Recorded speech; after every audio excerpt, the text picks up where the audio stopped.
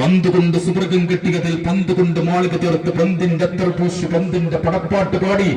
പന്തിന്റെ മുഖത്ത് കൊണ്ട് ബിരിയാണി വെച്ച് സൽക്കാര പെരുമ തീർത്ത് 440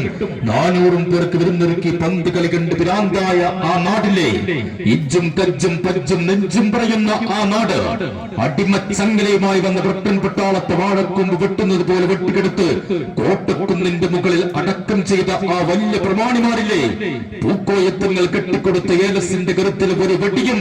ഞങ്ങളുടെ ഇടനെഞ്ച് തുളക്കില്ലതിനെ തുളച്ചാൽ തന്നെ പടച്ചോണ്ട് കിതാബിൽ ചുവന്ന പട്ടു ചാർത്തുന്ന ഷഹീദന്മാരായ ഞങ്ങൾ ജന്നത്തിലുണ്ടാകും എന്നുറപ്പിച്ച് പേടിയോട് പോടാ എന്ന് പറഞ്ഞ ആ ആൺകുട്ടികളില്ലേ അവരുടെ നാട്ടിൽ നിന്ന് ഹേ മനുഷ്യരെ ആ ടീമിന്റെ പേര് പറയുന്ന ഞാൻ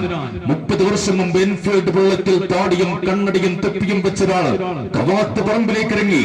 ഇന്നയാളുടെ പടയിൽ എന്തിനും പോന്ന 7 ചെറുപ്പക്കാരുണ്ട്. മങ്കടക്കാരൻ